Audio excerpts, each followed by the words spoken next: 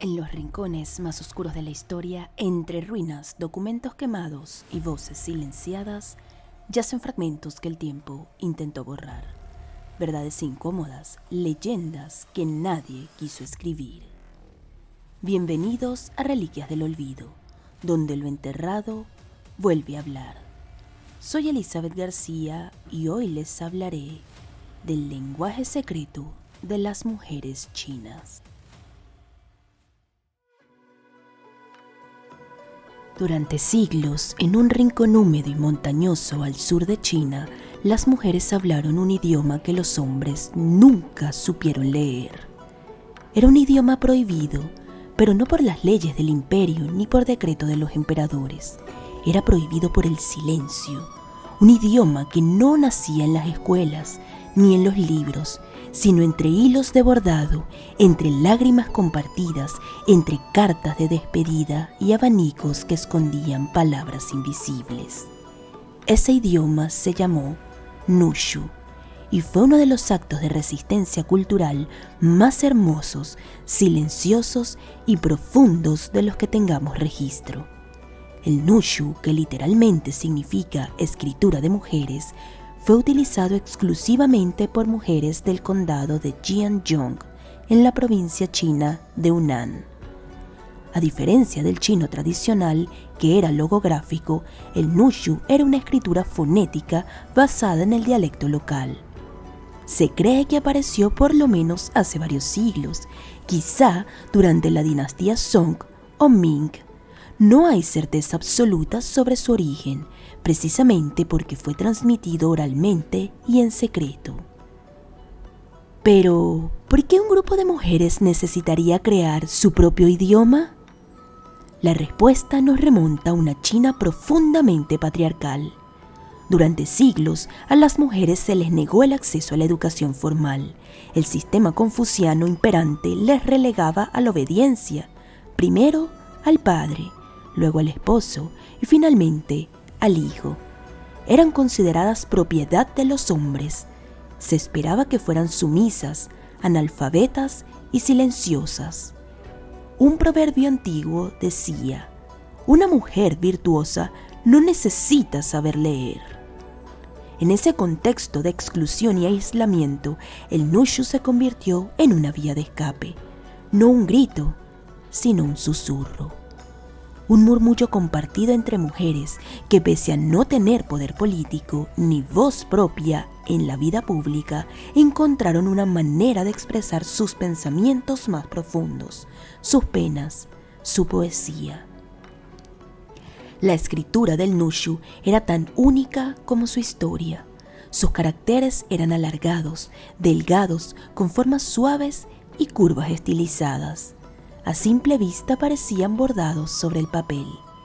Y no es coincidencia, muchas veces las mujeres los cosían en pañuelos, lo pintaban en abanicos o lo escribían en pequeños cuadernos que luego se destruían, como si quisieran que sus secretos se evaporaran junto con el papel. Una de las formas más emotivas del uso del Nushu era el llamado libro de la tercera noche. Esta era una libreta escrita por las amigas de una mujer que estaba por casarse. Le era entregado en la tercera noche luego de la boda, cuando ya había dejado su casa y su aldea natal. En esas páginas, las mujeres le escribían poemas de despedida, consejos para la vida matrimonial y, sobre todo, expresiones de cariño profundo. Era una forma de decir adiós en un mundo donde muchas veces no volverían a verse. Y es que el matrimonio en aquel tiempo significaba exilio. Una vez casada, una mujer abandonaba su hogar, su familia y todo su entorno. El Nushu permitía que esas amistades sobrevivieran a la distancia, a través de cartas bordadas o cantadas, pues muchas canciones en Nushu eran memorizadas y transmitidas de forma oral. El lazo entre mujeres no era solo familiar, existía una figura muy especial llamada Laotong, que puede traducirse como vieja amiga o alma gemela femenina. Eran uniones simbólicas entre dos mujeres que se comprometían a compartir confidencias toda su vida. El vínculo era más fuerte incluso que el del matrimonio. Y el Nushu era su idioma secreto, su refugio emocional. Durante siglos, esta escritura permaneció invisible para el mundo exterior, no porque no existiera, sino porque nadie pensó que fuera importante.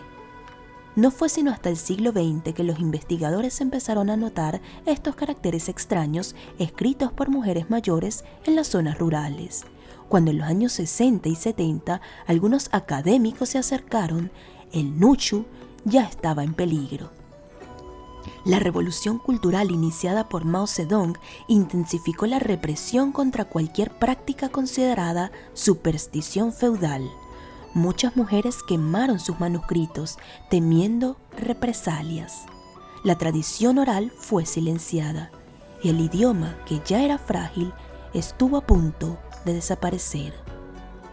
Fue gracias a los trabajos del lingüista como Zhao Liming y el testimonio vivo de la mujer llamada Yang Huangji que el Nushu logró sobrevivir un poco más. Yang, quien nació en 1906, fue la última mujer alfabetizada de forma nativa en esta escritura.